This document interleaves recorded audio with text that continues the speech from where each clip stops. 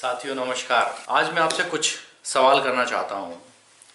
सबसे पहला सवाल है मेरा, महंगा क्या है और सस्ता क्या है, इसकी क्या परिभाषा होनी चाहिए, आप मुझे बताएं। आप नहीं बता पाएंगे, मैं बताऊंगा आपको, इसका जवाब भी मैं दूंगा। दूसरा सवाल मेरा ये है, मान लीजिए आप एक बहुत छोटे से तहसील प्लेस पे रहते हैं और वहाँ 20,000 रुपये महीने कमाते हैं, और एक दूसरा व्यक्ति है जो मुंबई में 1,00,000 रुपए महीने कमाता है। उन दोनों में से अमीर कौन है आपकी नज़र में, ये दूसरा सवाल है। इन दोनों सवालों के जवाब से पहले मैं एक बात जोड़ना चाहता हूं। नज़र का डॉक्टर, आंखों का डॉक्टर आपकी आंखों का इलाज कर सकता है, लेकिन आपके नज़रिए का इलाज नहीं कर सकता। क्या कहा मैंने? नज़रिए का इलाज कहीं नहीं है। नज़रिया आपका अपना होता है। अगर आपका नज़रिया ठीक है, सही दिशा में जा रहा है, तो आप बहुत कुछ कर पाएंगे। और अगर आपका नज़रिया ख़राब है तो माफ़ कीजिएगा, दुनिया का कोई डॉक्टर आपका नज़रिया चेंज नहीं कर सकता। तो चलो अब मैं वापस आता हूँ अपने पहले क्वेश्चन पे। पहला सवाल मैंने आपसे पूछा, महंगा क्या है और सस्ता क्या है। तो दोस्तों आज मैं आपको महंगे और सस्ते की डेफिनेशन बहुत साधारण शब्दों में समझाता हूं। महंगा वो है, हर वो चीज महंगी है जो आपकी अपनी औकात से बाहर है। बुरा मत मानिएगा, मैंने औकात शब्द का यूज किया है। औकात का मतलब हैसियत से होता है। हर वो चीज जो आपकी औकात से ज्यादा है वो महंगी है। किसके लिए? आपके लिए। यानी यहां नजरिया क्या है? एक ऐसा व्यक्ति है जो सिर्फ घर में साइकिल लाने की सोचता है, साइकिल खरीदने की सोचता है, लेकिन वो साइकिल खरीद नहीं पाता। क्यों नहीं खरीद पाता? क्योंकि उसके पास पैसे की कमी है, तंगी है, मुफलिसी के दिन है। साइकिल उसको महंगी लगती है, लेकिन वही साइकिल एक अमीर आदमी को ऐसी लगती है कि एक बहुत तुच्छ सी चीज किसी ने मांग ली हो। जैसे उसका बेटा कहता है मुझे साइकिल चाहिए, तो कहता है बस ये इतनी सी बात। उस व्यक्ति के लिए वो चीज बहुत सस्ती है। वो ये बोलेगा कि यार इतनी सी सस्ती चीज के लिए तुम अपने बच्चे को क्यों तड़पा रहे हो, क्यों परेशान कर रहे हो, दे दो ना यार उसको खरीद के। लेकिन वो गरीब व्यक्ति जो उस साइकिल को नहीं खरीद सकता, उसके लिए वो इतनी महंगी चीज है, उसके लिए महीने महीने पैसे जोड़ेगा, छोटे छोटे टुकड़ों में पैसे जोड़ेगा, तब कहीं जाके वो 1 साल बाद उस साइकिल को ला पाएगा। तो कहेगा बहुत महंगी हो गई भैया साइकिल, साइकिल बहुत महंगी है भाई, आजकल बहुत ही महंगी चीज है साहब। तो सबसे पहले महंगी और सस्ती का नजरिया लगा लो हिसाब। आपकी औकात से बाहर चीज महंगी और आपकी औकात के अंदर सस्ती।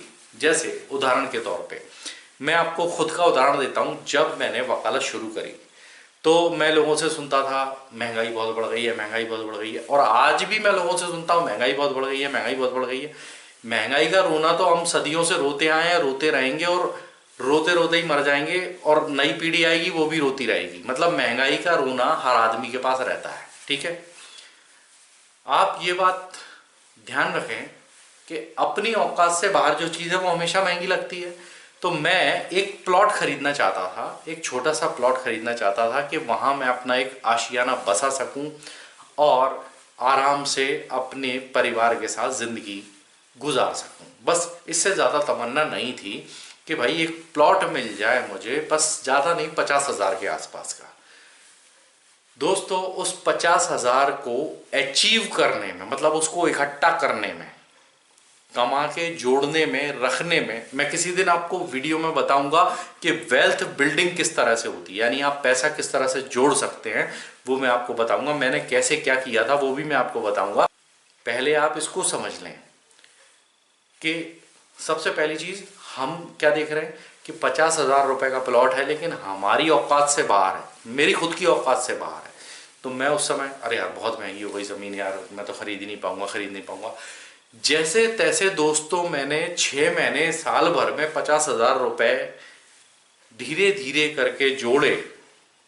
2-2, 4-4 हजार रुपए महीने करके जोड़ता रहा। तब 1 साल 1.5 साल में वो पैसा जुड़ा, और जैसे ही वो पैसा मैंने जोड़ लिया और मैं ज़मीन खरीदने फिर निकला, तो पता चला उसी एरिया में प्लॉट्स 2 लाख रुपए के हो गए थे। मैंने उस 2 लाख के टारगेट को पूरा करने के लिए फिर टाइम लगाया, 1 साल और लगा मुझे, 1.5 साल और लगा। इधर थोड़ी सी कमाई बढ़नी शुरू हुई लेकिन टाइम लगा। 2 लाख रुपए भी मैंने बना लिए। मैंने कहा चलो 2 लाख हो गए, अब खरीद लेते हैं प्लॉट। दोस्तों विश्वास नहीं करेंगे, वो प्लॉट 2.5 लाख रुपए का हो चुका था। उस आदमी ने कहा साहब ये बात तो पुरानी हो गई, तो 2.5 लाख रुपए का हो गया है, अब आप उस एरिया में कोई भी प्लॉट खरीदेंगे 2.5 लाख से कम का नहीं मिलेगा। कभी भी जीवन में सेकंड्स में कोई मिरेकल नहीं होता, इसके लिए सालों की मेहनत तपस्या लगती है। कर्ज भी बैंक औकात देख कर देता है। आपको एक किस्सा सुनाता हूँ, बहुत छोटा सा। 2007 में मैं बैंक के पास गया, मैंने कहा एक एक्टिवा मुझे फाइनेंस करानी है। बैंक ने मुझे एक्टिवा नहीं दी। उसके बाद 2014 में जब मैं अपनी पहली कार खरीदने गया तो मुझे बैंक बोले, आपस में लड़ने लगे। वो कह रहा है मैं दूंगा, वो कहता है मैं दूंगा, वो कहता है मैं इतने ब्याज में, वो कहता है। मैंने कहा भाई साहब मुझे नहीं चाहिए, मुझे लोन नहीं चाहिए, मैं ले लूँगा गाड़ी। मैंने गाड़ी ले ली। उसके बाद जब मैंने दूसरी कार खरीदी तो उस समय भी बैंक में वही हालत थी, मुझसे ले लो लोन, मुझसे ले लो। मैंने कहा यार एक टाइम वो था जब आप लोग एक्टिवा लोन पे नहीं देते थे, आज आप मुझे 10 लाख की कार भी लोन पे देने तैयार हैं, क्या चक्कर है? सर अब आपको देने में क्या दिक्कत है, हमें मालूम है आप इसकी EMI भर सकते हैं। तो मेरा मतलब केवल इतना सा है कि आप जो भी कमाते हैं, आपकी पॉकेट अलाउ करती है वही चीज़ सस्ती हो जाती है, और जिस चीज़ को आपकी पॉकेट अलाउ नहीं करती है वो चीज़ महंगी हो जाती है। आपको मेरी बात बहुत अच्छे से समझ में आ गई होगी। जो चीज़ हमारी बाइंग कैपेसिटी के अंदर आती है वो चीज़ सस्ती दिखती है, जबकि है वो उतने की। हर चीज़ बाजार में प्रचलित कीमत पर ही बिकती है। ऐसा तो नहीं होगा कि अगर नमक 20 रुपए किलो मिल रहा है तो आपको कोई 50 रुपए किलो बेचेगा, ज़्यादा से ज़्यादा 22 रुपए किलो दे देगा, 23 रुपए किलो दे देगा, 25 रुपए किलो दे देगा, लेकिन ऐसा तो नहीं है 40 रुपए किलो देगा, नहीं देगा। तो ऐसे ही आपकी बाइंग कैपेसिटी जब बढ़ जाती है, आप खरीदने की ताकत रखते हैं, आपकी पॉकेट अलाउ करती है इस चीज़ को, ऐसी कंडीशन में आपको चीज़ें सस्ती लगने लगती हैं। और जहां आप मुफलिसी के दिन बिता रहे हैं, आपकी पॉकेट्स पूरी तरह खाली हैं, वहां आपको हर चीज़ महंगी दिखाई देती है। तो महंगी सस्ती कुछ नहीं होती, आपकी बाइंग कैपेसिटी होती है। तो ये पहले सवाल का जवाब है। अब दूसरा सवाल मैंने आपसे पूछा था कि कोई व्यक्ति अगर किसी छोटी सी जगह पर रहता है, किसी छोटी सी तहसील में रहता है और 20,000 रुपये महीने कमाता है, और एक व्यक्ति मुंबई में रहता है वो 1 लाख रुपए महीने कमाता है, उन दोनों में से अमीर कौन? तो इसका जवाब आपको पता हो भी सकता है और नहीं भी, लेकिन मैं बताता हूँ आपको, क्योंकि सवाल मैंने पूछा है आपसे तो जवाब मैं आपको ज़रूर दूंगा उसका। तहसील में जो व्यक्ति रहता है, उस तहसील में ज़्यादा से ज़्यादा रेडियस जिसमें बस्ती बसी हुई रहती है, मुश्किल से मुश्किल बहुत ज़्यादा होगा तो 1 या 1.5 किलोमीटर के अंदर वो सारी तहसील ख़त्म हो जाती है। मतलब उस 1-1.5 किलोमीटर के दायरे में सारी शॉप, ऑफिसेज, कोर्ट, सारे ऑफिस, छोटे मोटे SDM का ऑफिस, पुलिस थाना, ये सब चीज़ें बड़ी नज़दीक होती हैं। यानी आदमी अगर पैदल चाहे तो चल के जा सकता है, यानी उसका कन्वेंस का कोई खर्चा नहीं। ठीक, अब दूसरी बात पे आते हैं। छोटी जगह पर बिजली का बिल भी छोटा आता है, छोटी जगह पर पानी मुफ्त में मिल जाता है, बिस्लरी खरीद के पीनी नहीं पड़ती। ऐसे कई खर्चे बच जाते हैं।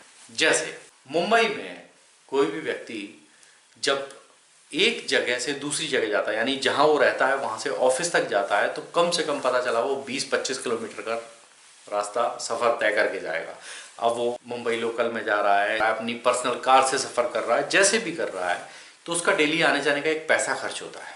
मिनिमम से मिनिमम कुछ भी खर्च करेगा तो खर्च करेगा, ऐसा नहीं है मुफ्त में उसकी यात्रा नहीं होगी। वहाँ पर जो इलेक्ट्रिसिटी बिल होगा वहाँ के चार्जेस ज़्यादा होंगे, नेचुरल सी बात है, तो वहाँ इलेक्ट्रिसिटी बिल भी उसका ज़्यादा आएगा। रेंट, अगर वो मुंबई जैसी जगह में आदमी मकान खरीद के तो नहीं रह सकता, और अगर रह भी सकता है तो भाई उसकी EMI भी देनी पड़ेगी फिर उसको, मतलब कर्जे में उसकी ज़िंदगी जा रही है। और मान लीजिए कार भी मेंटेन करता है तो उसकी EMI, तो पता चला कि उसके पास में कोई पैसा नहीं बच रहा। वो जितना कमा रहा है वो पूरा का पूरा लगा रहा है, जितना कमा रहा है वो पूरा का पूरा लगा रहा है। तो ये जो आदमी है ये उसकी तुलना में अमीर है, क्योंकि ये हर महीने करीब करीब सिर्फ 10,000 रुपये खर्च कर रहा है और 10,000 रुपये सीधी सेविंग कर रहा है, या 15,000 रुपये खर्च कर रहा है, 5,000 रुपये सेविंग कर रहा है, यानी एक साल में ये आदमी 60,000 रुपये बचा रहा है। वर्थ जिसके पास है, यानी पैसे की वैल्यू जिसके पास ज़्यादा है, वो अमीर होता है। तो कभी किसी की इनकम मत देखना, ये मत देखना कि ये आदमी 50,000 रुपये महीने कमा रहा था, वो 50,000 किस जगह पे कमा रहा है। मैं आपको बताता हूँ एक छोटा सा उदाहरण। मेरा जो भांजा है वो जबलपुर में एक कंपनी है, L&T नाम सुना होगा आपने, उसमें वो मैनेजर है। उसका जो पैकेज है वो करीब करीब 10 लाख के आसपास का है। मुंबई में उसका दोस्त है, उसके पास में 14 लाख रुपए का पैकेज है, लेकिन वो 14 लाख वाला इस 10 लाख वाले से बेहतर नहीं है, क्योंकि इस 10 लाख वाले की बचत है 5 लाख रुपए साल की। तो ये एक फर्क होता है, किस जगह आप कमा रहे हैं और कितना कमा रहे हैं, दोनों चीजें। तो ये वीडियो मैंने सिर्फ इसलिए बनाया है जिससे आप समझ सकें, थोड़ा सा पैसे की वैल्यू कर सकें और अपनी जगह भी डिसाइड कर सकें कि आप कहाँ रह करके पैसा कमा रहे हैं। चलिए मिलेंगे अगले वीडियो में, तब तक के लिए बाय बाय, अपना ख्याल रखिएगा।